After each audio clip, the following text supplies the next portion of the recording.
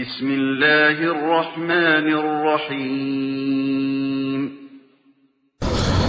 الحمد لله رب العالمين والصلاة والسلام على أشرف الأنبياء والمرسلين وعلى آله وصحبه ومن تبعهم بإحسان إلى يوم الدين أما بعد اللهم علمنا ما ينفعنا وانفعنا بما علمتنا إنك أنت العليم الحكيم ربنا وزدنا علما وارزقنا فهما.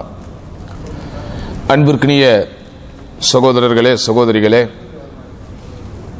மரியாதைக்குரிய மார்க்க அறிஞர் ஷேக் சாலிஹ் அல் ஃபௌசான் ஹஃபிதஹுல்லா அவர்களால் துவக்கப்பட்ட மஆலிமு தௌஹீத் வ நக்து ஷுபஹாத் ஷிர்கில் அக்பர் அல்லது அதாவது நாத்திகர்கள் மற்றும் இணை வைப்பாளர்களுக்கு எதிராக அவர்கள் தௌஹீதுக்கு எதிராக வைக்கக்கூடிய குற்றச்சாட்டுகள் என்கிற தலைப்பில் ஷேக் அவர்கள் தொகுத்த அந்த நூலின் 44வது பக்கத்தில் இருந்து 73வது பக்கங்கள் வரை உண்டான அந்த விளக்கங்களின் சுருக்கத்தை தான் இப்போது பார்க்க போகிறோம்.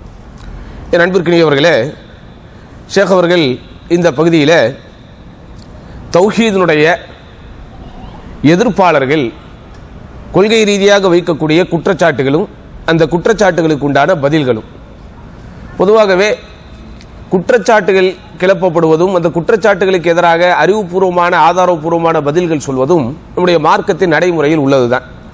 அல்லாஹ்வின் தூதர் ஸல்லல்லாஹு அலைஹி வஸல்லம் அவர்கள் காலத்தில் இருந்தே தூய்மையான கொள்கையை ஏற்றுக்கொள்ளாத எதிரிகள் பல்வேறு விதமான குற்றச்சாட்டுகளை சுமத்துவதும் அதற்கு ஆதாரபூர்வமாக அறிவுபூர்வமாக தர்க்க ரீதியாக அல்லாஹ்வினுடைய உதவியை கொண்டு வஹியை அடிப்படையாக கொண்டு அல்லாஹ்வுடைய தூதர் ஸல்லல்லாஹு அலைஹி வஸல்லம் அவர்கள் பதில் கொடுப்பதும் அல்லாஹ்வின் தூதர் ஸல்லல்லாஹு அலைஹி வஸல்லம் அவர்களுடைய அழைப்பியல் சார்ந்த அணுகுமுறைகளில் ஒன்றாகவே இருந்து வந்தது. அதே அடிப்படையில் தான் அல்லாஹ்வின் தூதர் ஸல்லல்லாஹு அலைஹி வஸல்லம் காலத்திற்கு பிறகு இந்த சமூகத்திலே தோன்றிய வழிகேடர்கள் அவ்வப்போது எடுத்து வைக்கக்கூடிய குற்றச்சாட்டுகளும் அந்த வழிகேடுகளை எதிர்த்து களம் கண்டு கொண்டிருந்த நேர்வழியில் நிலைத்து நின்ற அஹ்லுஸ் சுன்னாவினுடைய அறிஞர்கள் பதில் சொன்னதும் இந்த வகையில் வந்தது.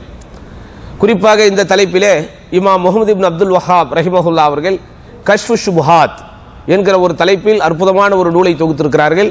தமிழ் உலகில் அதை நம்முடைய ஆசிரியர் ஷேக் கமாலுத்தீன் மதனி ஹஃபிதஹுல்லா குற்றச்சாட்டுகளும் அதற்குரிய தக்க பதில்களும், தௌஹீதிற்கு எதிரான குற்றச்சாட்டுகளும் அதற்குரிய தக்க பதில்களும் என்கிற பேரில் அவங்க தமிழ் மொழிபெயர்த்திருக்கிறாங்க. இப்போ அந்த நூலில் நீங்கள் படிச்சீங்கன்னு சொன்னால் ரொம்ப டீட்டெயிலாக இந்த சம்பந்தப்பட்ட விளக்கங்கள் இருக்கும். பட் ஷேக் அவர்கள் இதில் விளக்கமாக சொல்லியிருந்தாலும் நாம் அதை சுருக்கமாக பார்க்க போகிறோம். அதாவது தௌஹீதுல் உலூஹியா என்று நாம் சொல்லுகிற வணக்க வழிபாடுகள் சம்பந்தப்பட்ட தௌஹீதிலே அந்த முஷ்ரிக்குகள் அல்லாஹுக்கு இணை வைக்கக்கூடிய இந்த இணை வைப்பாளர்கள் சொன்ன பிரதான குற்றச்சாட்டுகள். முதலாவது குற்றச்சாட்டு என்ன? எல்லோரும் சொன்னதுதான் அல்லது எல்லோரும் சொல்வதுதான், நாங்கள் எங்களுடைய முன்னோர்களையும் மூதாதையர்களும் பின்பற்றுவோம். இன்னைக்கு வரைக்கும் அசத்தியவாதிகளிடத்திலே நீங்கள் எதை பேச ஆரம்பித்தாலும் அவங்க என்னதான் சொல்லுவாங்க? இதைத்தான் சொல்லுவாங்க. அதில் சொல்லுதில் அவர்கள் உண்மையாளர்களாக இருந்தாலும் பரவாயில்லை. எனக்கு நினைவு இருக்கிறது, ஒரு 10 வருடங்கள் இருக்கும், 10 அல்லது 12 வருடங்கள் முன்பு ஒரு ஃபிக்ஹ் மசாலாவில் ஒருத்தரோட பேசுற மாதிரி ஆயிப்போச்சு. அப்போ ஒரு டக்குன்னு திருப்பி கேட்டார், நீங்க இமாம் அபு ஹனீஃபாவோட பெரிய அறிவாளி அப்படின்ட்டார்.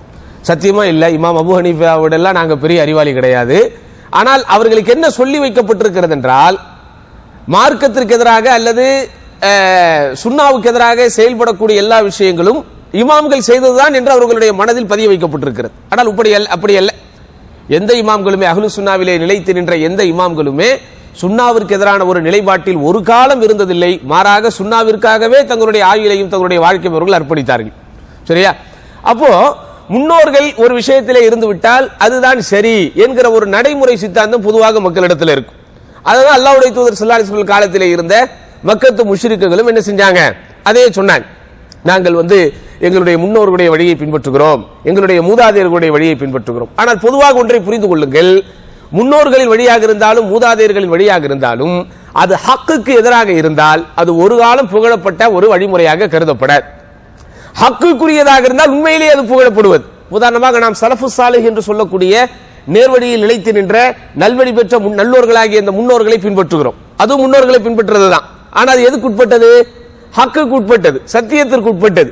சத்தியத்திற்கு உட்பட்ட விஷயத்திலே முன்னோர்களை பின்பற்றும் போது அதற்கு பேர் அறிஞர்கள் இத்திபாஉன் மஹ்மூத் என்கிறார்கள். இத்திபாஉன் மஹ்மூத், புகழுக்குரிய போற்றத்தக்க ஒரு பின்பற்றுதல்.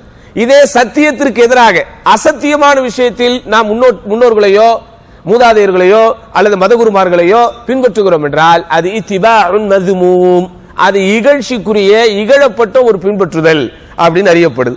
அதுதான் ஷேக் அவர்கள் அழகா சொல்றாங்க, முன்னோர்கள் சத்தியத்தில் நிலைத்து நின்றிருக்கிறார்கள் அல்லது அந்த சத்தியத்தில் அந்த முன்னோர்களை நாம் பின்பற்றுகிறோம் என்கிற அந்த கோணம் தவிர்த்து அசத்திய ரீதியான விஷயத்திலே முன்னோர்களை நாம் பின்பற்றுகிறோம் என்றால் அது ஒரு காலம் என்ன செய்யப்படாது, ஏற்றுக்கொள்ளப்படாது. சரிதானா? உதாரணமா யூசுப் அலைஹிஸ்ஸலாத்து வஸ்ஸலாம் அவர்கள் இப்ராஹிம் அலைஹிஸ்ஸலாத்து வஸ்ஸலாம் அவர்களுடைய அந்த வழிமுறையை தான் பின்பற்றினாங்களா இல்லையா? அதே போன்று நமக்கு தெரியும் யாக்கூப் அலைஹிஸ்ஸலாத்து வஸ்ஸலாம் அவர்கள் மரண தருவாயில் இருக்கும் போது அவருடைய பிள்ளைகள் எல்லாத்தையும் அவங்க ஒன்று சேர்த்து எனக்கு பிறகு நீங்கள் யாரை வணங்க போகிறீர்கள் அப்படின்னு கேட்கிறாங்க. அப்ப அவங்க என்ன சொன்னாங்க, உங்களது இறைவனான இப்ராஹிம் நபியின் இறைவனான இஸ்ஹாக் நபியின் இறைவனான அதே போன்று அவர்கள் உங்களுடைய மூதாதையர்களின் இறைவனான அந்த ஒரே அல்லாஹ்வை தான் நாங்கள் பின்பற்ற போறோம். அப்ப அதுவும் முன்னோர்களை பின்பற்றுறதுதான். அப்ப முன்னோர்களை பின்பற்றுதல் அப்படின்னு சொன்னோம்னா பொத்தாம் பொதுவா முன்னோர்களை பின்பற்றுறதெல்லாம் வழிகேடு அப்படின்னு சகட்டு மணிக்கு என்ன செஞ்சிடக்கூடாது, நம்ம அடித்து விட்டு போய்விடக்கூடாது. ஏன்னா நம்ம சமுதாயத்தில் இருக்க பெரிய பிரச்சனையை நான் அடிக்கடி சுட்டி காட்டுவது, வளர்த்தால் குடிமி அடித்தால் மொட்டை அப்படி கிடையாது. முன்னோர்களை பின்பற்று உதாரணமா நமக்கு ஒரு நூற்றாண்டுக்கு முன்னாடி சலஃப் அறிஞர்கள் இருந்திருப்பார்கள், அல்லது அவர்களுடைய ஒரு நூற்றுக்கு முன்னாடி இன்னும் சில அறிஞர்கள் இருந்திருப்பார்கள். நல்ல விஷயத்தை அவர்களை நாம் பின்பற்ற வேண்டுமா இல்லையா? இப்ப ரசூலுல்லாஹி ஸல்லல்லாஹு அலைஹி வஸல்லம் அவர்களை சஹாபாக்கள் பின்பற்றினார்கள், சஹாபாக்களே அதற்கு அடுத்து வந்த தலைமுறை பின்பற்றினார்கள், அவர்களை அதற்கு அடுத்து வந்த தலைமுறை பின்பற்றினார்கள். அவர்களுக்கு பேரே இஸ்லாமிய மரபு எப்படி சொல்கிறது வரலாற்றிலே, தாபிஈன் பின்பற்றியவர்கள். யாரை பின்பற்றினார்கள்? சஹாபாக்களை பின்பற்றினார்கள். தபஉ தாபிஈன் பின்பற்றியவர்களை பின்பற்றி வந்தவர்கள். யாரை பின்பற்றியவர்களை பின்பற்றி வந்தார்கள்? அப்போ தலைமுறையாக வாழையடி வாழையாக மரபு வழி மார்க்க கல்வியை நாம் பேணுவதற்கு, நாம் எடுத்து நடப்பதற்கு நேர்வழியில் நிலைத்து நின்ற சத்தியத்தின் சீலர்களாக இருந்த அவர்களை பின்பற்றுதலை பொறுத்த வரைக்கும் அது என்னது, இத்திபா மஹ்மூத். ஆனால் எங்கேயுமே தக்லீத் ஆமா என்பது கூடாது. தக்லீத் ஆமா என்றால் என்ன, கண்மூடித்தனமாக பின்பற்றுவது. அதையும் சமுதாயத்திலே நம்ம என்ன செய்யணும், சுட்டி காட்டணும். உதாரணமாக நாம் வாழ்ந்த இந்த சமகாலத்தில் அல்லது கொஞ்சம் அதற்கு முன்னால் வாழ்ந்த தலைமுறையின் மிக பெரும் அறிஞர்களாக கருதப்பட்ட ஷேக் இமாம் அல்பானி, ஷேக் பின் பாஸ், அதே போன்று முஹம்மது இப்னு சாலிஹ் அல் உஸைமீன் ரஹிமஹுமுல்லாஹ் அஜ்மஈன், இவர்கள் எல்லோரும் சமகாலத்தில் வாழ்ந்த மிகப்பெரிய மார்க்க ஆளுமைகள். ஆனா இவர்களுக்கிடையே நூற்றுக்கணக்கான மசாலாக்களில் என்ன இருந்திருக்குது, கருத்து வேறுபாடுகள் இருந்திருக்கிறது.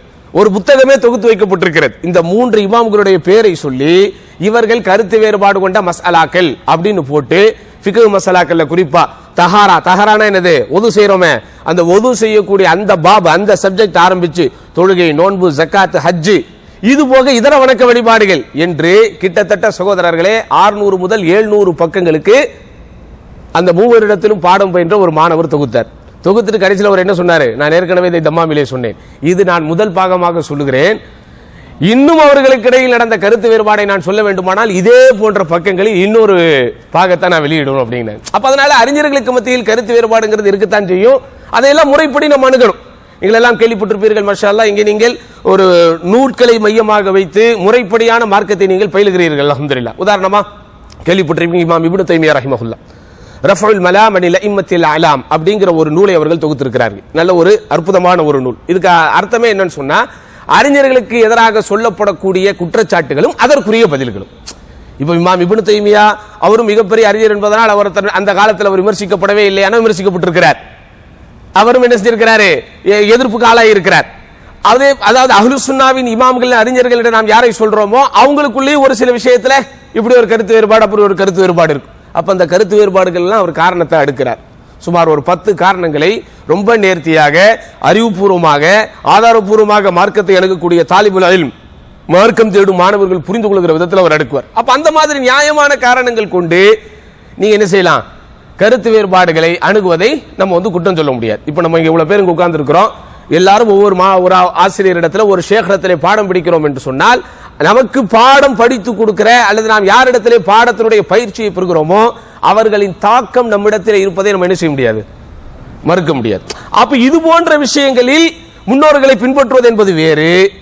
ஒட்டுமொத்தமாக அறிவை அடகு வைத்து விட்டு யார் என்ன சொன்னாலும் கேட்க மாட்டேன், அல்லாஹ் சொல்லுவதோ அல்லாஹ்வுடைய ரசூல் சொல்லுவதோ எனக்கு முக்கியம் கிடையாது, எங்க ஹஜ்ரத் என்ன சொன்னாரோ அதான் நாங்க கேட்போம், எங்க உலமா என்ன சொல்றாரோ அதான் நாங்க கேட்போம், எங்க மதகுரு என்ன சொல்றாரோ அதான் நாங்க கேட்போம், எங்க உப்பா உமா மா உப்பா அவங்க எல்லாம் என்ன சொன்னாங்களோ அதான் நாங்க செய்வோம் அப்படின்னா அது ஒரு வழிகேடு.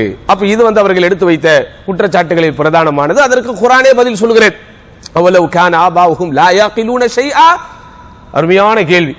எதற்கெடுத்தாலும் நாங்கள் இன்னா வஜதனா அலைஹி ஆபாஅனா, இப்படித்தான் எங்களுடைய மூதாதையர்களை நாங்கள் பெற்றுக்கொண்டோம், எங்களுடைய மூதாதையர்கள் இப்படி செய்வதைத்தான் நாங்கள் பார்த்து வந்தோம் என்று சொல்லுகிறீர்களே, அவலவ் கான ஆபாஉஹும் லா யஅகிலூன ஷைஆ, அவர்களது முன்னோர்கள் அவர்களது மூதாதையர்கள் எதையுமே அறிந்து கொள்ளாமல் இருந்தாலுமா?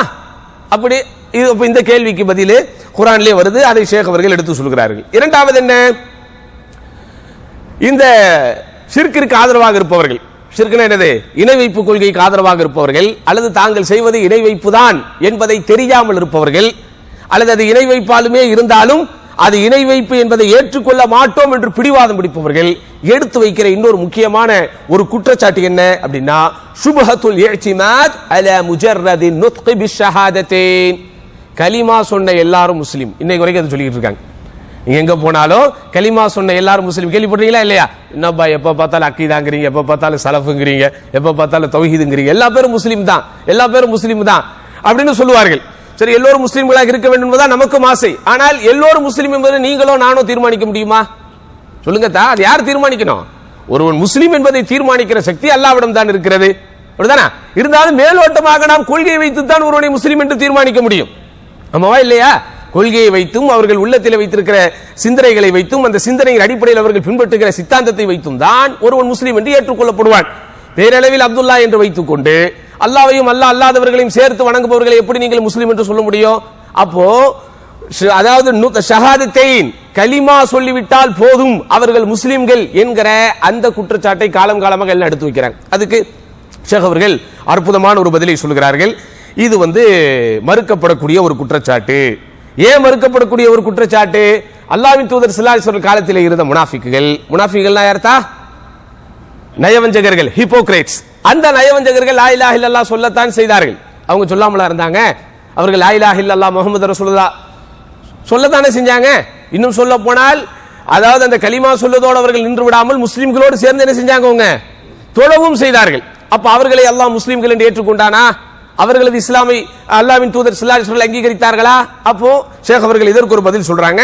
அது மட்டும் இல்லாம அந்த முனாஃபிக்குகளை பற்றி அல்லாஹ் சுப்ஹானஹு வ தஆலா சொல்லும்போது வஹும் ஃபித்தர்கில் அஸ்ஃபலி மினன் நார், நரகத்தின் அடித்தட்டில் இருக்கக்கூடியவர்கள், நரகத்தில் அடித்தட்டில் இருக்கக்கூடியவர்கள் என்று சொல்லப்படக்கூடிய அளவிற்கு அவர்கள் என்ன செய்யப்பட்டிருக்கிறாங்க? குர்ஆனில் அல்லாஹ்வால் அவர்கள் படிக்கப்பட்டிருக்கிறார்கள். இது இரண்டாவது விஷயம். மூன்றாவது விஷயம் என்ன? சிலைகளை வணங்குவதுதான் இணை வைப்பு. இன்னைக்கு வரைக்கும் அதை சொல்லிட்டு இருக்காங்க. உதாரணமாக அவுலியாக்கல்ல இந்த கபரில் அடக்கம் செய்யப்பட்டிருப்பவர்கள் இடத்துல துவா செய்யக்கூடாது, அவர்களுக்கு நேர்ச்சி செய்யக்கூடாது, அவர்களுக்கு கருத்து வெளியிடக்கூடாது என்பன போன்ற விஷயங்களை எடுத்து சொல்லும் போதெல்லாம் ஏன் இதை நீங்க சொல்றீங்கன்னு கேட்கும்போது நம்ம என்ன சொல்லுவோம்? இதெல்லாம் ஷிர்கு, இதெல்லாம் இணை வைப்பு. ஆனால் நானே நேரடியாக அனுபவப்பட்டிருக்கிறேன். அந்த எதிர்த்தரப்பு கருத்திலே உள்ளவர்களிடத்திலே பேசும்போது அவர்கள் தரப்பிலிருந்து சொல்லப்பட்ட ஒரு வார்த்தை தான், மிகைப்படுத்தப்பட்ட ஒரு வார்த்தை இல்லை. இதெல்லாம் ஷிர்கு கிடையாது, நீங்க ஏதோ எப்ப பார்த்தாலும் ஷிர்குங்கிறீங்க, இதெல்லாம் ஷிர்கு கிடையாது. சிலைகளை வணங்குவதைத்தான் ஷிர்கு. எது ஷிர்கு? சிலைகளை வணங்குவதுதான் ஷிர்கு, சிற்பங்களை வணங்குவதுதான் ஷிர்கு, கல்லையும் மண்ணையும் மரத்தையும் இன்ன பிற படைப்புகளை வணங்குவதுதான் ஷிர்கு. உம்மத்தே முஹம்மதில் ஷிர்கு வரவே வராது என்று நம்பிக்கை கொண்டிருக்கிறார்கள். எல்லா தரப்பு, எது எல்லா தரப்பு என்று சொன்னால் இந்தியாவிலே தமிழ்நாட்டிலே இருக்கிற நம் சமூகத்து மக்கள் மாத்திரமல்ல, நீங்கள் ஈராக்கிற்கு சென்றால் அங்கேயும் சிலை வழிபாடு இந்த கபர் வழிபாட்டை செய்யக்கூடிய சில பேர் இருப்பார்கள். அவர்களைத்தான் நாம் ஹுராஃபிகள் என்கிறோம். என்ன அஹ்லு சுன்னாவிற்கு எதிராக இருக்கக்கூடியவர்கள் என்கிறோம். அவர்கள் எல்லோருமே நம்புகிறார்கள் உம்மத்தே முஹம்மதுல என்ன வராது? ஷிர்கே வராது. ஆனால் இதுவும் மார்க்கத்தினுடைய தெளிவான ஆதாரங்களுக்கு எதிரானது. ஏன்? அல்லாஹ்வுடைய தூதர் ஸல்லல்லாஹு அலைஹி வஸல்லம் ரொம்ப அழகா சொன்னாங்க, நீங்கள் யூதர்களையும் கிறிஸ்தவர்களையும் என்ன செய்வீங்க? பின்பற்றுவீர்கள். ஜானுக்கு ஜான் முழத்துக்கு முழம் யூதர்களையும் கிறிஸ்தவர்களையும் நீங்கள் பின்பற்றாத ஒரு நிலை வரும் வரை கியாமத் நாள் வராது. யூதர்களும் கிறிஸ்தவர்களும் என்ன செஞ்சாங்க? அவர்களுக்கு அனுப்பப்பட்ட நபிமார்களுடைய அந்த நேரடியான வழிகாட்டுதல்களுக்கு புறம்பாக அவர்களுக்கு கொடுக்கப்பட்ட வாழ்வியல் வழிகாட்டுதலுக்கு எதிராக இணை வைப்பை நோக்கி போகத்தான் செய்தார்கள். அப்ப அதே போன்று இஸ்லாமிய உம்மத்திலே இருக்கிற முகம்மதுடைய உம்மத்திலே இருக்கிற ஸல்லல்லாஹு அலைஹி வஸல்லம் மக்களில் புரியாதவர்கள், அறியாதவர்கள், மார்க்கத்தை கற்காதவர்கள், தூய்மையான கொள்கையை பற்றி விளங்காதவர்கள் ஷிர்கிற்கு போவார்கள். அதை நம்ம என்ன செய்ய முடியாது? மறுக்க முடியாது. அது மட்டும் இல்லாமல் அல்லாஹ்வுடைய தூதர் ஸல்லல்லாஹு அலைஹி வஸல்லம் இன்னும் தெளிவா சொன்னாங்க, எப்படி மக்களிலே சில பேர் இணை வைப்பாளர்களாக மாறாதவரை கியாமத் நாள் வராது. ரொம்ப தெளிவாக சொன்னாங்க. அப்ப அதனால் நீங்கள் நன்றாக புரிந்து கொள்ள வேண்டும், உம்மத்தே முகமதிலே நாம் பிறந்து விட்டோம் என்பதனால் நம்ம முஸ்லீமாக பிறந்திருக்கிறோம் என்பதுதான் உண்மையை தவிர முஸ்லீமாக இறக்கப் போகிறோம்ங்கிறது என்ன கிடையாது, உண்மை கிடையாது. அப்படி இருக்குன்னு சொன்னா நமக்கு ஒவ்வொரு வாரமும் ஜும்மா பிரசங்கத்திலே வலா தமூதுன்ன இல்லா வஅன்தும் முஸ்லிமூன், முஸ்லிம்களாகவே என்று நீங்கள் மரணிக்காதீர்கள். யாருக்கு மத்தியில் சொல்லப்படுது இந்த வசனம்? சொல்லுங்கத்தா, யாருக்கு மத்தியில் சொல்லப்படுது? முஸ்லிம்களாகி நமக்கு மத்தியில் தானே சொல்லப்படுது. அப்ப உம்மத்தே முகமதிலே பிறந்து விட்டால் முஸ்லிமாக பிறக்கிறவர் முஸ்லிமாகத்தான் மரணிப்பார் என்று எப்படி நீங்கள் கட்டியம் கூற முடியும்? எப்படி நீங்கள் உறுதிப்படுத்த முடியும்? எப்படி நீங்கள் ஊர்ஜிதப்படுத்த முடியும்? அப்ப வலா தமூதுன்ன இல்லா வஅன்தும் முஸ்லிமூன், முஸ்லிம்களாகவே என்று நீங்கள் மரணிக்காதீர்கள் என்றால் உங்கள் இஸ்லாத்தை பலி கொடுக்க, பறிகெடுக்க எத்தனையோ விஷயங்கள் இந்த உலகத்திலே காத்திருக்கிறது. நீங்க என்ன செய்யணும்? ரொம்ப சூதானமா கவனமாக இருந்து கொள்ள வேண்டும். அப்ப இதுக்கும் ஷேக் அவர்கள் இப்படி பதில் சொல்றாங்க. அடுத்து என்ன? தஅல்லுகுஹும் பிகதியத்தி ஷஃபாஆ, அல்லாஹ் அல்லாதவர்களிடத்திலே நாங்கள் பிரார்த்திப்பது, அல்லது அல்லாஹ் அல்லாதவர்களுக்கு நாங்கள் வணக்க வழிபாடுகள் செய்வது, அல்லது அல்லாஹ் அல்லாதவர்களுக்கு நாங்கள் நேர்ச்சை செய்வது, இவைகளெல்லாம் இணை வைப்பு என்கிற வட்டத்திற்குள் வராது. ஏன் அப்படின்னா, நாங்கள் இவர்களிடம் நேரடியாக கேட்கவில்லை, மாறாக இவர்களின் மூலம் அல்லாஹ்விடத்திலே கேட்கிறோம். பரிந்துரைக்காகத்தான் இவர்களை நாங்கள் அணுகுகிறோம், வேறு எதற்காகவும் இல்லை. மனசாட்சியை தொட்டு நம்ம சொல்லணும். இதே வாதத்தை தானே அந்த முஷ்ரிக்குகளும் வைத்தார்கள். மா நஅபுதுஹும் இல்லா லியுகர்ரிபூனா இலல்லாஹி ஸுல்ஃபா, குர்ஆன்ல வரக்கூடிய வசனம். நாங்கள் அவர்களை வணங்குவதெல்லாம் எப்படி? அல்லாஹ்விடத்தில் எங்களை அவர்கள் நெருக்கி வைப்பார்கள், அல்லாஹ்விடத்தில் எங்களுக்கு பரிந்து பேசுவார்கள் என்பதற்காகவே அன்றி நாங்கள் அவர்களை வணங்குவதில்லை. அப்போ இவர் எனக்கு அல்லாஹ்விடத்திலே பரிந்து பேசுவார் என்று நீ சொல்லிவிட்டாலே மனதளவில் அல்லது கான்செப்டாக நீ என்ன செய்து விடுகிறாய்? உனக்கும் அல்லாஹ்வுக்கும் சம்பந்தம் இல்லாததை போல ஒரு சூழ்நிலையை ஏற்படுத்தி விடுகிறாய். அல்லாஹ்விடத்திலே நீங்கள் நேரடியாக கேட்டால் அல்லாஹ் கேட்க மாட்டானா? பதில் கொடுக்க மாட்டானா? அப்ப நீங்க ஷஃபாஅத்திற்காக, பரிந்துரைக்காகத்தான் இவர்களை நாங்கள் அணுகுகிறோம், பரிந்துரைக்காகத்தான் இவர்களை நாங்கள் சார்ந்திருக்கிறோம் என்று நீங்கள் சொன்னாலும் அதுவும் இணை வைப்புதான். அதற்கும் குர்ஆனே நமக்கு என்ன செய்கிறது? தெளிவாக பதில் சொல்கிறது என்று இந்த பிரதானமான 4 குற்றச்சாட்டுகளுக்கு ஷேக் அவர்கள் தங்களுடைய நூலிலே பதில் கொடுக்கிறார்கள். அடுத்து என்னது? ஷிர்க்குனுடைய வகைகள். இதை நீங்க என்ன செய்யணும்? ரொம்ப தெளிவாக தெரிந்து கொள்ள வேண்டும். ஷிர்க்குனுடைய வகைகளை பொறுத்த வரைக்கும் மேலோட்டமாக நாம் அறிந்து வைத்திருப்பது, ஷிர்க்கை பொறுத்த வரைக்கும் அஷ்ஷிர்குல் அக்பர், அஷ்ஷிர்குல் அஸ்கர், பெரிய இணை வைப்பு, சின்ன இணை வைப்பு. பெரிய இணை வைப்புனா என்ன? அதாவது அது நம்முடைய மார்க்கத்தை விட்டு நம்மை வெளியேற்றிவிடும், நம்முடைய அமல்களை எல்லாம் அது அழித்துவிடும். இதெல்லாம் அதுக்குண்டான டெபினிஷன். சின்ன இணை வைத்தலை பொறுத்த வரைக்கும் என்ன? அது மார்க்கத்தை விட்டு நம்மை வெளியேற்றாது, எல்லா அமல்களையும் அது அழித்து விடாது. ஆனால் எந்த அமலில் அது இணைகிறதோ அந்த அமலை அது என்ன செஞ்சிடும்? அழித்துவிடும். இதுதான் சுருக்கமாக நாம் இணை வைப்பை பற்றி தெரிந்து வைத்திருக்கக்கூடிய விஷயங்கள். ஆனால் ஷேக் அவர்கள் இந்த நூலில் இன்னும் அந்த ஷிர்க்கு எப்படியெல்லாம் உள்ளே நுழைகிறது, எப்படியெல்லாம் ஊடுருவுகிறது, எப்படியெல்லாம் அது ஆதிக்கத்தை செலுத்துகிறது, எப்படியெல்லாம் அது அடக்குமுறையை ஏற்படுத்துகிறது, எப்படியெல்லாம் உங்களுடைய மார்க்கத்தை இது இல்லாமலாக்குகிறது, எப்படியெல்லாம் மார்க்கம் எனும் வட்டத்தை விட்டு உங்களை இது வெளியேற்றி விடுகிறது, எந்தெந்த அமைப்புகளில் எல்லாம் அது ஊடுருவி தலையிடுகிறது என்பதை ஷேக் அவர்கள் ஆய்வு செய்து அஷ்ஷிர்கு ஃபில் ஹவுஃப், பயத்தில் வரக்கூடிய இணை வைப்பு. ஒரு மனுஷன் இணை வைப்புல எதுக்கெல்லாம் போவானா? அச்சம் இருக்குல்ல, ஃபியர்னஸ், அந்த பயத்தில் வரக்கூடிய இணை வைப்பு. பயம் என்றால் என்ன? அந்த பயத்தை ஷேக் அவர்கள் மாஷா அல்லாஹ் ஒரு 3 விதமாக பிரிக்கிறார்கள். இதுதான் சகோதரர்களே நம்ம உலமாக்களுடைய புத்தகங்களை வைத்து படிக்கணும். அப்படி படிக்கும் போதுதான் அந்த டெபினிஷன்ஸ், அதுல இருக்கக்கூடிய அந்த விளக்கங்கள், அந்த கிளை அம்சங்கள், அவைகள் எல்லாம் நமக்கு நல்லா புரியும். இப்ப அச்சத்தில் இணை வைப்பு அப்படின்னு சொன்னா, ஃபார் எக்ஸாம்பிள், அச்சப்படுவது எல்லாமே இணை வைப்பாயிருமா? இப்ப நான் ரோட்ல போய்கிட்டு இருக்கிறேன், டக்குனு ஒரு வண்டி வந்துடும், என் மேல ஏறிடுமோ, என்னை ஏத்திடுமோ, அல்லது என் மேல அது மோதிடுமோ அப்படின்னு எனக்கு ஒரு அச்சம் வருதுன்னு வைங்க, அது இணை வைப்பா? அது இணை வைப்பாத்தா? அது இல்ல. அங்கங்க ட்ரோன் போட்டுக்கிட்டு இருக்காங்க, அது போட்டுக்கிட்டு இருக்காங்க, ஆஹா அது நம்ம மேல விழுந்தா என்ன ஆகுது, அல்லாஹ் காப்பாற்றணும் அப்படின்னு ஒரு பயம் வருது. அப்ப அந்த பயம் தான் இணை வைப்பா? சொல்லுங்கத்தா, அது இணை வைப்பா? அதே மாதிரி வெயில் கடுமையா இருக்குது, இன்னும் இந்த வெயில் இன்னும் ரொம்ப கடுமையானா ஆஹா என்ன ஆகுமோ ஏதாவுமோ, இந்த அச்சம் இணை வைப்பாகுமா? இல்ல. அப்ப அச்சத்தை பொறுத்த வரைக்கும் ஷேக் அவர்கள் 3ஆக பிரிக்கிறார்கள். ஒன்று ஹவுஃபு சிர். ஹவுஃபு சிர், ஹவுஃபு சிர் என்றால் என்ன? கண்ணுக்கு தெரியாத மறைவான விஷயங்களை நினைத்து பயப்படுவது, மறைவான விஷயங்களை பயப்படுவது. உதாரணமாக, இறந்து போன ஒருவர் இருக்கிறார், இவர் எனக்கு பாதிப்பை ஏற்படுத்தி விடுவாரோ, கண்ணுக்கு முன்னால் தெரியாமல் இருக்கிறார், இது ஏதோ ஒரு அமானுஷ்ய சக்தி வந்து எனக்கு பாதிப்பை ஏற்படுத்தி விடுமோ, அல்லது இந்த சிலைகளால், இந்த சிற்பத்தினால், அல்லது இந்த ஜின்களினால் எனக்கு பயங்கரமான ஒரு பாதிப்புகள் ஏற்பட்டு எனக்கு ஏதேனும் ஆகிவிடுமோ என்று பயந்து அவர்களை வணங்கக்கூடிய அளவுக்கு இணையாக அந்த பயத்தின் பால் ஒருவன் போய்விட்டால் அது பெரிய இணை வைப்பாக கருதப்படும். உலகத்தில் சாதாரணமாக நாம் வறுமையை கண்டு அஞ்சுவது, சூழலை கண்டு அஞ்சுவது, அல்லது நமக்கு எதிராக உண்டாகி வரக்கூடிய எதிர்ப்பு சக்திகளை கண்டு அஞ்சுவது, இந்த அச்சங்கள் அல் ஹவுஃபு தபீஇ. ஹவுஃபு தபீஇ என்றால் என்ன? இயல்பான அச்சமாக இருக்கிற வரைக்கும் அது பிரச்சனை இல்லை. ஆனால் அந்த இயல்பான அச்சம் அடுத்த பரிமாணத்திற்கு அல்லது அடுத்த பரிணாமத்திற்கு அது கடந்து போய் எதை நினைத்தாலும் அச்சம், எது வேண்டுமானாலும் எனக்கு எதுவும் செய்துவிடும், எது வேண்டுமானாலும் எனக்கு எந்த பாதிப்பையும் ஏற்படுத்திவிடும் என்று நான் அஞ்சக்கூடிய ஒரு அம்சத்திற்கு நான் போய்விடுவேனேயானால் அது என்னை பெரிய இணை வைப்பின்பால் கொண்டு சென்று விடும். சரியா? அப்ப என்ன செய்யணும்? அந்த இணை வைப்பை பொறுத்த வரைக்கும் ஹவுஃபு சிர் முதலாவது என்னது? அதாவது மறைமுகமான ரகசியமான ஏதேனும் ஒரு விஷயங்கள் எனக்கு பாதிப்பை ஏற்படுத்தி விடுமோ என்று நான் அஞ்சக்கூடியது. இதை ஷேக் அவர்கள் பெரிய இணை வைப்பிலே சேர்க்கிறார்கள். அடுத்து ஒரு அச்சம் இருக்கிறது. அது என்ன? தர்க்குல் வாஜிபாத் ஹௌஃபன் மினன் நாஸ், மக்களுக்கு பயந்து கொண்டு கடமைகளை செய்யாமல் விட்டு விடுவது. மக்களுக்கு பயந்து கொண்டு கடமைகளை விட்டு விடாமல் கடமைகளை செய்யாமல் விட்டு விடுவது. இதை பொறுத்த வரைக்கும் இது ஒரு முஹர்ரம், இது ஒரு தடை செய்யப்பட்ட ஷிர்குன் அஸ்கர் என்கிற வார்த்தையும் ஷேக் அவர்கள் பயன்படுத்துகிறார்கள். உதாரணமா இப்ப நம்ம தொழுதா எதிரிகள் நம்மளை ஏதாவது பண்ணிடுவானோ, நம்ம மார்க்க கடமைகளை ஏதாவது செய்தா எதிரிகள் நம்மளை ஏதாவது பண்ணிடுவாங்களோ. இப்ப உதாரணமா நம்ம எல்லாம் முஸ்லீமா இருக்கிறோம், இஸ்லாமை ஃபாலோ பண்ணிக்கிட்டு இருக்கிறோம், ஆனால் இஸ்லாத்தை பின்பற்றாதவர்கள் எவ்வளவு பேர் இருக்கிறாங்க, அவங்க எதையோ வணங்கி கொண்டிருக்கிறார்கள், நம்ம இதையெல்லாம் செய்யும் போது அவர்கள் வேறு விதமான ஒரு பாதிப்பை நமக்கு ஏற்படுத்தி விடுவார்களோ என்கிற அச்சம் உங்களுடைய உள்ளத்தில் போகும்போது அதுவும் இணை வைப்பை உண்டாக்கிவிட நீங்க கவனமா இருக்கணும். மூன்றாவது அச்சம் என்னது? அல் ஹவுஃபு தபீஇ, இயல்பாக வரக்கூடிய அச்சம். உதாரணமாக மூசா அலைஹிஸ்ஸலாத்து வஸ்ஸலாம் அவர்கள் எதிரிகளை கண்டஞ்சினார்களா இல்லையா? மூசா அலைஹிஸ்ஸலாம் அவர்கள் அந்த ஃபிரௌனுடைய அந்த படைப்பட்டாளங்கள் ஆரம்ப நேரத்தில் மூசா அலைஹிஸ்ஸலாம் மேல அந்த மர்டர் கேஸ் பதிவு செய்யும் போது அவர்கள் பயந்து கொண்டு மதியன் தேசத்திற்கு போனாங்களே, இதெல்லாம் அல் ஹவுஃபு தபீஇ. அல் ஹவுஃபு தபீஇனா என்னது? இயல்பாக வரக்கூடிய ஒரு பயம். கிளைமேட் மாறும்போது ஆஹா காய்ச்சல் வந்துருச்சுன்னு என்ன செய்யறது? அல் ஹவுஃபு தபீஇ, இயல்பான ஒரு பயம்.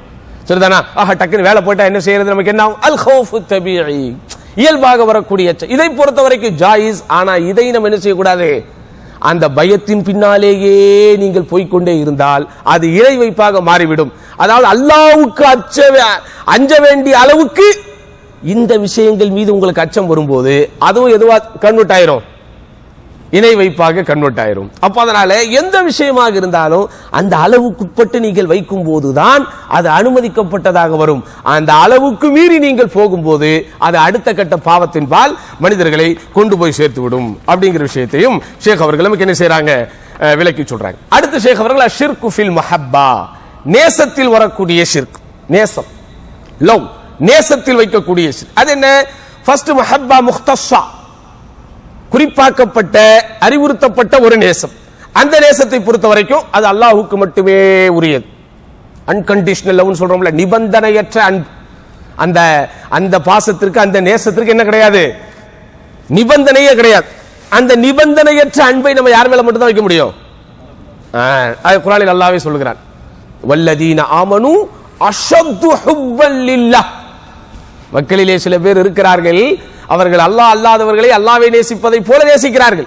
ஆனால் வல்லதீன ஆமனு அஷத்து ஹுப்பன் லில்லாஹ், அல்லாஹ் எப்படி நேசிப்பாங்க? அவங்க மிக கடுமையாக நேசிப்பார்கள். அது அன்கண்டிஷனல், நிபந்தனைக்குட்படாத, எப்படி நிபந்தனையற்ற ஒரு அந்த முஹப்பத்தை நம்ம யார் மேல மட்டும் தான் வைக்க முடியும்? அல்லாஹ் மேல மட்டும் தான் வைக்க முடியும். அந்த முஹப்பத்தை யார் மேலே நம்ம வைக்க முடியாது. அதை நம்ம என்ன செய்யணும்? புரிந்து கொள்ள வேண்டும். இரண்டாவது என்ன? முஹப்பா முஷ்தரகா, இயல்பாக வரக்கூடிய ஒரு அஃபேர்ஸ், ஒரு இயல்பாக வரக்கூடிய ஒரு நேசம். உதாரணமாக தாகமாக இருக்கும்போது எது மேல நமக்கு பாசம் வரும், நேசம் வரும்? தண்ணி மேல. பசியோடு இருக்கும்போது சொல்லுங்க தா, பிரியாணி மேல.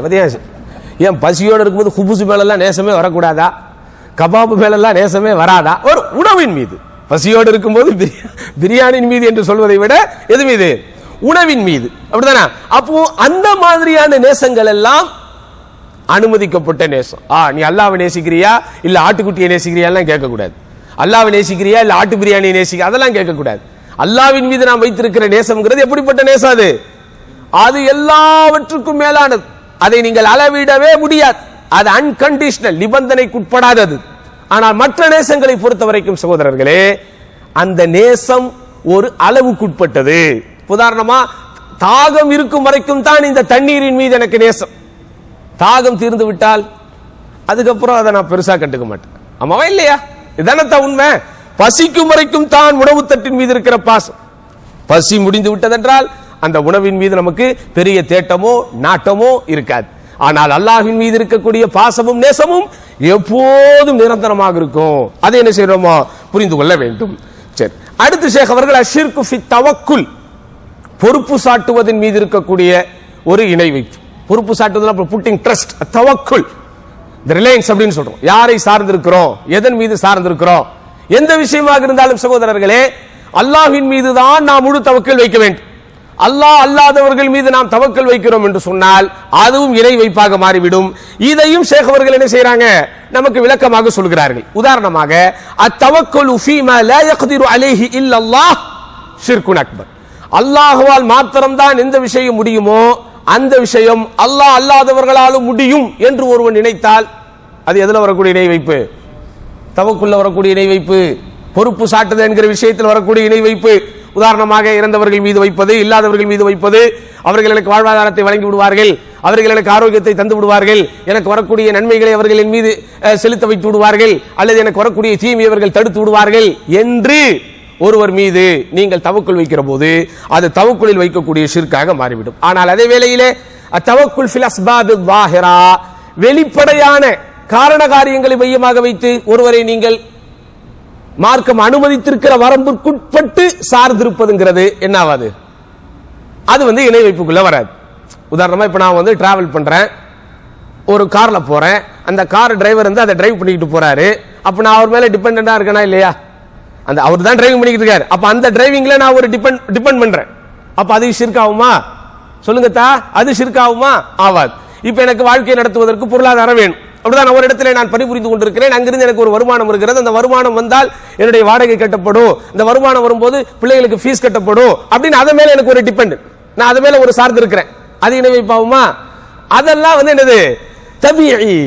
ஏன்னா அல் அஸ்பாபு ஸாஹிரா, வெளிப்படையான காரண காரியம். அவனிடத்துல நான் வேலை பார்க்கிறேன், இந்த வேலைக்கு அவன் ஊதியம் தரப்போகிறான், அந்த ஊதியம் என் பையிற்குள் வரும்போது, என் கையிற்குள் வரும்போது இந்த காரியங்கள் எல்லாம் எனக்கு இலகுவாக நடந்துவிடும் என்று ஒருவன் எண்ணும் போது அது எதுக்குள்ள வராது, இணை வைப்புக்குள் வராது. ஆனால் அதே வேளையில் அது மாத்திரம்தான், அதை கொண்டு மாத்திரம்தான் என்னுடைய வாழ்க்கை நடக்கும் என்று நான் நினைக்கும் போது அது எதுவா மாறிடும், இணை வைப்பா மாறிடும்.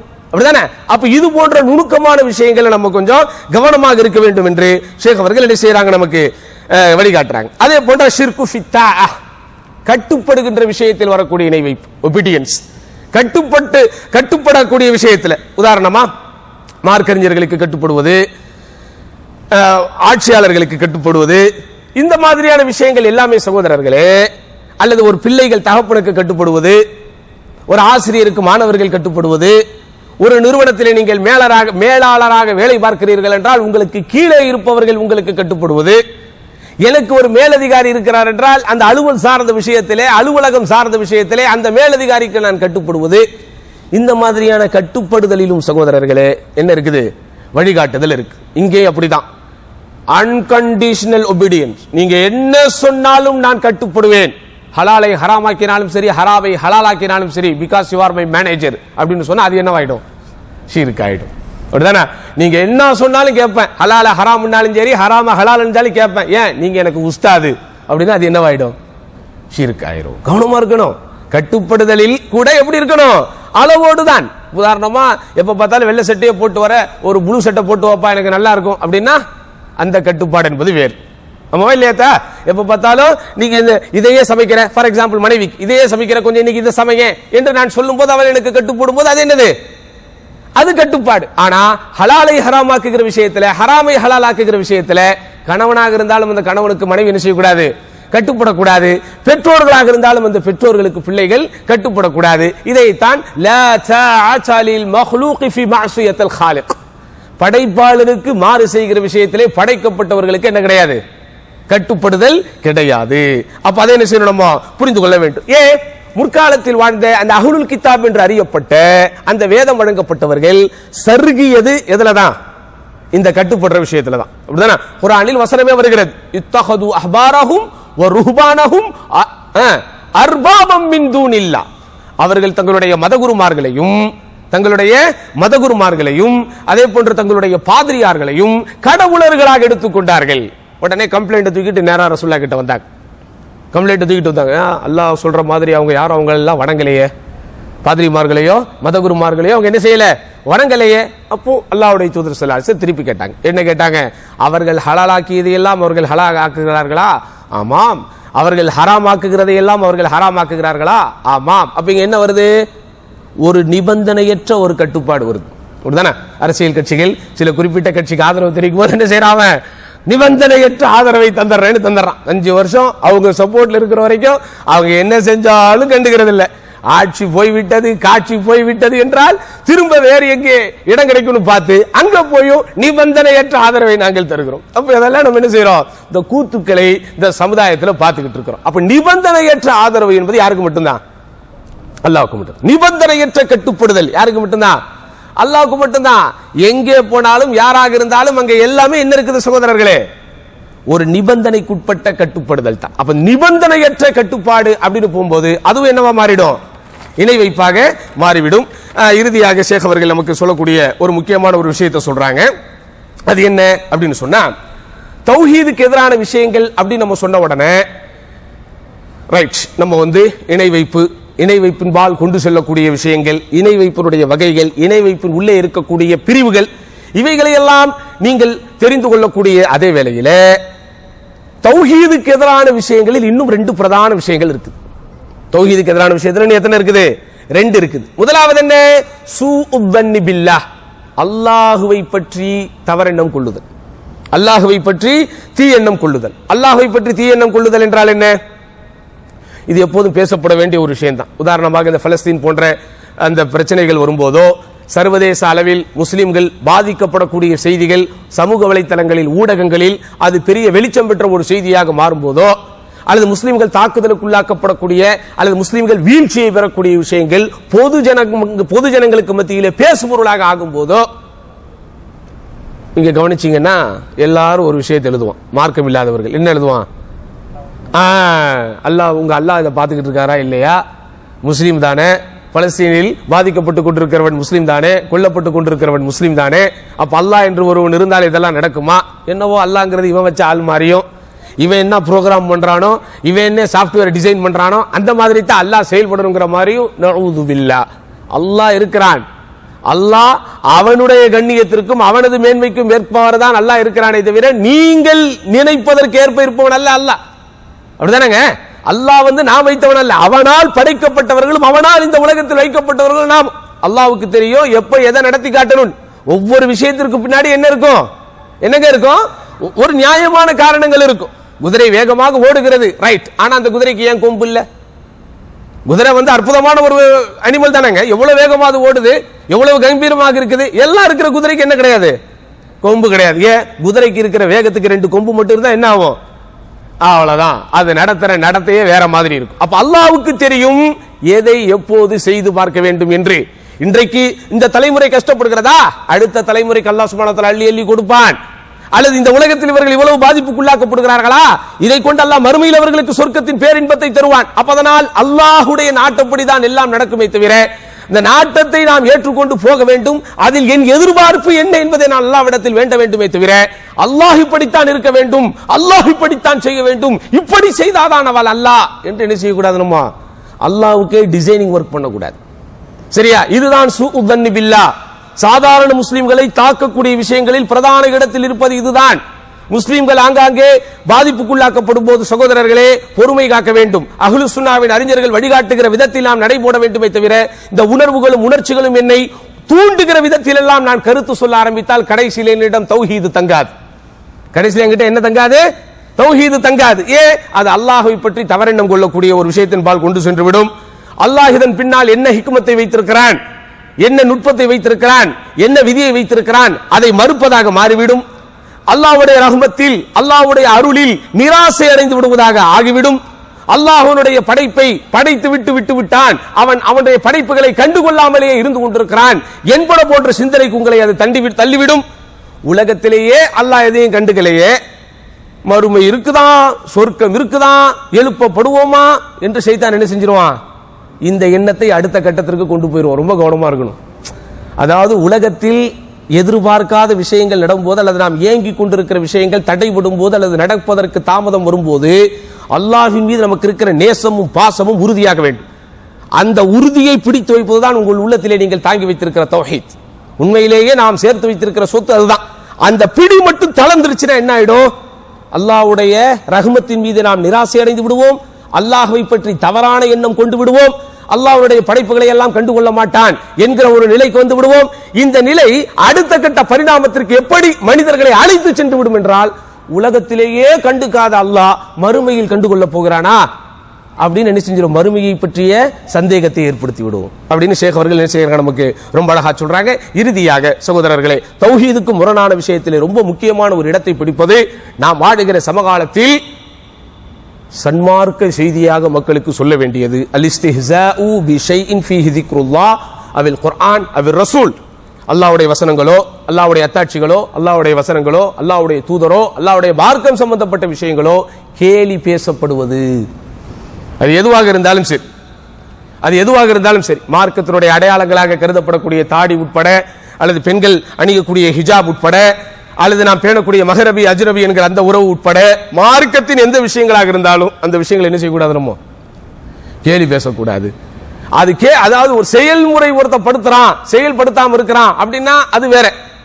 அதை ஒருத்த மறுக்கிறான், அதுல ஒருத்த கிண்டல் கேலி செய்யறான் அப்படின்னும் போது அது அவனை எங்க இருந்து தூக்கிட்டு போயிடும், தௌஹீதில் இருந்து தூக்கிட்டு போயிடும். அதனால என்ன செய்யணும், ரொம்ப கவனமாக இருக்க வேண்டும். கேலி பேசுவது என்பதை ஷேக் அவர்கள் இன்னும் ஆழமாக விளக்கும் போது எப்படி சொல்றாங்கன்னா, கேலி பேசுதல் என்பது வெறுமனே வாயிலிருந்து வரக்கூடிய வார்த்தைகளாகத்தான் இருக்க வேண்டும் என்ற அவசியம் இல்லை. உங்களுடைய கஞ்சாடைகளை கொண்டு நீங்கள் பேசினாலும் அதுவும் எதுவாக கன்சிடர் பண்ணப்படும், அதுவும் மார்க்கத்தை கேலி செய்வதாக கருதப்படும். பாக என் அன்பிற்கினியவர்களே, தௌஹீத் என்பது அல்லாஹ் சுப்ஹானஹு வ தஆலா நமக்கு கொடுத்திருக்கக்கூடிய சொத்துக்களில் எல்லாம் உயர்ந்த சொத்து. ஏன், இந்த தௌஹீதை வைத்துத்தான் நாளைக்கு மறுமையில நமக்கு சொர்க்கம் தரப்போகிறது, சொர்க்கம் கிடைக்க போகிறது. இந்த தௌஹீதை கொண்டுதான் அல்லாஹ் நாளைக்கு மறுமையில் வெற்றியை தரப்போகிறான். அதனாலதான் அறிஞர்கள் இந்த தௌஹீதுக்காக பாடுபடுகிறார்கள், இந்த தௌஹீதை பாதுகாப்பதற்காக நிறைய தியாகங்களை செய்கிறார்கள். இறுதியாக போன வாரம் கூட நான் என்னுடைய சமூக வலைதளத்திலே பதிவு செய்திருந்தேன். ஒரு சவுதி நம்மளை பார்க்க வந்தார், நம்முடைய ஃப்ரெண்டு. அப்போ அவர்கிட்ட இந்த தௌஹீது பத்தி இதை பத்தி டிஸ்கஷன் பண்ணிக்கிட்டே இருக்கும்போது அவர்கிட்ட நான் ஒரு கொஸ்டின் கேட்டேன். இப்ப எங்க சமுதாயத்தில் நாங்க தௌஹீதை பற்றி ரொம்ப சொல்றோம்னா அதுக்கு ஒரு நியாயமான காரணம் இருக்கு. ஏன், நாங்க எல்லாரும் முஸ்லீம் அல்லாதவர்களோட வாழ்றோம். எங்க பார்த்தாலும் சிலைகள், எங்க பார்த்தாலும் சிற்பங்கள், இணை வைப்பு கலாச்சாரங்கள், எல்லா இடத்துலயும் கொடி கட்டி பறக்குது. எங்க போனாலும் எங்களுக்கு ஒரு கோயில ஒரு தமிழ்நாட்டு அரசாங்கத்தினுடைய இலச்சினை, ஒரு லோகோ அப்படின்னு காட்டுவான். ஆனா அந்த லோகோல என்ன இருக்குது, என்னதான் இருக்குது, ஒரு சிலை தான் இருக்குது. ஒரு பஸ்ஸுக்குள்ள ஏறுவோம், அந்த பஸ்ஸுக்குள்ள நீங்க பாத்தீங்கன்னா என்ன பாப்பீங்க, சிலைகளுடைய படங்கள் தான் இருக்கும். எங்க போனாலும் பாட்டுக்கள், பாட்டுக்களில் எல்லாமே பெரும்பாலும் இணை வைப்புகள். காலையில நீங்க பஸ்ல போட அனுபவம் உங்களுக்கு இருந்தா தெரியும். அதிகாலை 5 மணிக்கு 6 மணிக்கு நீங்க எந்த பஸ்ல ஏறினாலும் அவன் என்ன பாட்டு போடுவான், பக்தி. அதுக்கப்புறம் கண்ணா பின்னா எந்த பாட்டு வேணாலும் போடுவான். ஆனா அதிகாலையில டிரைவர் பஸ் எடுக்கும் போது ஏன் அப்படி பயத்தோட தான் எடுப்பார். ஏன், இவன் கேட்கிற இந்த பக்தி பாட்டை தான் அவனை காப்பாற்றும் நம்பிக்கை. காலையில ஒரு பக்தி பாட்டுன்னு போட்டுருவான். அவனுக்கு அது பக்தி, எனக்கு அது என்னது, இணை வைப்பு. அப்ப திரும்புகின்ற இடங்கள் எல்லாம் அங்கிங்கனாதபடி எங்கும் பிரகாசமாய் இணை வைப்பு ஒளிந்துகிட்டு இருக்கு. அப்போ அதனால நாங்க அதுக்கு எதிராக பேசணும், எங்க மக்களை பாதுகாக்கணும். எங்க மக்கள் இஸ்லாமுக்கும் இஸ்லாம் அல்லாத கலாச்சாரத்துக்கு வித்தியாசமே தெரியாத அளவுக்கு பெரும்பாலும் வாழ்ந்துகிட்டு இருக்கிறாங்க. சோ நாங்க பெரிய எஃபர்ட் எடுக்கணும், அதுல நியாயமான காரணம் இருக்கு. பட் ஆனா உங்க சொசைட்டி, உங்க கம்யூனிட்டி ஒரு பாதுகாக்கப்பட்ட கம்யூனிட்டியா தானே இருக்குது. பகிரங்கமா வெளிப்படையா இந்த கோயில் குளம் எதுவும் இங்க கிடையாது, இணை வைப்பு கலாச்சாரங்கள் எதுவும் இங்க கிடையாது. ஆமாவா இல்லையா? அப்ப ஆனாலும் எந்த பள்ளிவாசல்ல நம்ம போனாலும் அந்த உஸ்தாத் என்ன செய்யறாரு, தௌஹீதை பத்தி தான் பாடம் நடத்திக்கிட்டு இருக்கிறார். எங்க மக்களுக்கு ஒரு 2 நிமிஷம் ஏதாவது ஒரு உபதேசம் பண்ணுங்க, அவர்கிட்ட சும்மா நம்ம வாய்ஸ் கிளிப் பேச சொன்னா அவர் என்ன தான் சொன்னாரு, தௌஹீதை பாதுகாத்துக் கொள்ளுங்கள் அப்படின்னு தான் உபதேசம் பண்றார். அப்ப ஏன் இவ்வளவு நீங்க இம்பார்ட்டன்ஸ் எடுக்கிறீங்க அப்படின்னும் போது அவர் அதுக்கு ஒரு பதில் சொன்னார். நீ சொன்னது எல்லாமே கரெக்ட் தான், நாங்கள் ஒரு பாதுகாக்கப்பட்ட சமூக அமைப்பாக இருக்கிறோம்ங்கிறதுல சந்தேகம் கிடையாது. ஆனா பாதுகாக்கப்பட்ட சமூக அமைப்புல இருக்கிறவன தான் ஷைத்தான் சாவடிக்கிறதுக்கு ட்ரை பண்ணுவான் அப்படின்னு. ஷைத்தான் அவனுடைய இதை யார்கிட்ட வலிமையா பயன்படுத்துவான், ஒழுக்கமே இல்லாமல் மார்க்கமே இல்லாதவர்களிடத்திலே போய் ஷைத்தான் அவனுடைய எல்லாத்தையும் பயன்படுத்தணுமா? செத்த பாம்படிக்கிறதுக்கு ஏதாவது தேவையா? ஒண்ணும் தேவையில்லை. உயிரோட சீறி வர பாம்படிக்கிறதுக்கு உங்களுக்கு என்ன வேணும், அதுக்கேற்ற ஆயுதம் வேணும். அந்த மாதிரி இணை வைப்பு போன்ற விஷயங்களில் பாதுகாக்கப்பட்ட ஒரு சமூகமாக இருக்கிற எங்களை போன்றவர்களை தான் ஷைத்தான் என்ன செய்வான், வழிகெடுப்பதற்கு ரொம்ப முயற்சி பண்ணுவான். அதனால் தான் எங்களுடைய முன்னோடர்கள், குறிப்பாக ஷேக் பின் பாஸ் போன்ற எங்களுடைய அறிஞர்கள் எங்களுக்கு தௌஹீதை பற்றி திரும்ப திரும்ப பேசும்படி சொல்லிக் கொண்டிருக்கிறார்கள். இன்னைக்கு வரைக்கும் நாங்கள் பள்ளிக்கூடங்கள் ஆரம்பித்து பள்ளிவாசல் வரைக்கும் தௌஹீதை பற்றி பேசிக் கொண்டிருக்கிறோம். அப்போ தௌஹீத் அப்படிங்கிறது சகோதரர்களே சும்மா சம்பிரதாயமாக நாம் சொல்லுகிற ஒரு வார்த்தை என்று நினைத்து விடாதீர்கள். நம்முடைய எண்ணம், நம்முடைய சிந்தனை, நம்முடைய செயல்பாடு, நம்முடைய கொள்கை, இப்படி எதில் வேண்டுமானாலும் அந்த தௌஹீதுக்கு முரண்பட்ட விஷயங்கள் அதுல இணைஞ்சு என்ன செஞ்சிரும், அந்த தௌஹீதை இல்லாமலாக்கிறோம். அதனால் இந்த நாட்டில் எதை நாம் பெற்றோமோ இல்லையோ, எதை நாம் கற்றோமோ இல்லையோ, எதை நாம் அடைந்தோமோ இல்லையோ, அல்லாஹ்வின் அருளால் தௌஹீதை நாம் அடைந்திருக்கிறோம். குறிப்பாக இப்போது நாம் எல்லாம் வெக்கேஷன் செல்லக்கூடிய ஒரு சூழ்நிலையில் இருக்கிறோம். பெரும்பாலும் மக்களுக்கு ஒரு சிந்தனை இருக்குதோ, வெக்கேஷன் அப்படின்னு போனோம்னா we are free. நோ, வெக்கேஷன்ங்கிறது just is a change of location, அவ்வளவுதான். ஆனா எங்க போனாலும் நம்ம முஸ்லீம், எங்க போனாலும் நம்முடைய கொள்கை, எங்க போனாலும் நம்முடைய இபாதத். பிரயாணத்தில் இருக்கும் போது தொழுகை போன்ற விஷயங்களுக்கு சலுகைகள் இருக்கிறதே தவிர எங்கேயும் நம்ம என்ன கிடையாது, we are not exempted. விதிவிலக்காக்கப்பட்ட ஒரு உம்மத் அல்ல. நம்ம எங்க போனாலும் மார்க்க நம்ம கிட்ட இருக்கணும், அப்படியே இல்லையா? அப்போ இங்கிருந்து உங்கள் ஊர் மக்களுக்கு நீங்கள் அன்பளிப்பாக எவ்வளவோ விஷயங்களை வாங்கி போகிறீர்கள், அப்படிதானே? இங்க இருக்கிற சென்ட், இங்க இருக்கக்கூடிய சாக்லேட், இங்க இருக்கக்கூடிய ஸ்வீட், இங்க இருக்கக்கூடிய பேரிச்சம்பழம், மாஷா அல்லாஹ், இங்க இருக்கக்கூடிய ஜம்சம் தண்ணி நிறைய வாங்கிட்டு போறீங்க. ஆனா இது எல்லாத்தோட சேர்த்து இங்க இருக்கிற தௌஹீதை நம்ம வாங்கிட்டு போகணும். இங்க இருக்கக்கூடிய இந்த மார்க்க வகுப்புகளையும் வாங்கிட்டு போகணும். இங்கு பார்வையாளர்களாகவே நீங்கள் கலைந்து சொல்லக்கூடாது. பொதுவாக பயான்களிலே பங்கு பெறுபவர்களுக்கும் இது போன்ற தௌராக்களில் பங்கு பெறுபவர்களுக்கும் இடையில் வித்தியாசம் இருக்கிறது. இங்கே நீங்கள் எந்த கொள்கையை கற்றுக்கொள்கிறீர்களோ, எந்த மார்க்கத்தை கற்றுக்கொள்கிறீர்களோ, அதை நீங்க என்ன செய்யணும், உங்க ஊரிலே உள்ள மொஹல்லாவில் நீங்கள் அமுல்படுத்தணும். உங்க ஊர்ல இருக்கக்கூடிய பள்ளிவாசல்களில் இந்த மாதிரியான வகுப்புகள் நடைபெறுவதற்கு நீங்கள் முயற்சி செய்யும் போது உண்மையிலேயே அது தௌஹீதுக்கு செய்யக்கூடிய ஒரு சேவையாக இருக்கும். அப்படிப்பட்ட பெரும் சேவை செய்யக்கூடிய நன்மக்களாக வல்ல ரஹ்மான் அனைவரையும் ஆக்கியருள்வானாக. யா அல்லாஹ், இதை நாங்கள் சொல்லுகிறோமோ, இதை நாங்கள் கேட்கிறோமோ, அதன்படி வாழ்கிற பாக்கியத்தை எங்கள் அனைவருக்கும் தருவாயாக என்று வேண்டி வாய்ப்புக்கு நன்றி கூறி முடித்துக் கொள்கிறோம். இன்ஷா அல்லாஹ் இதனுடைய தொடர்ச்சியை நம்ம என்ன செய்வோம், அடுத்த வகுப்புல பார்க்கலாம். خلاص எல்லாம் முடிச்சாச்சா? ரைட். சுப்ஹானக்கல்லாஹு வபிஹம்திக அஷ்ஹது அல்லா இலாஹா இல்லா அன்த அஸ்தக்ஃபிருக வ அத்தூபு இலைக்.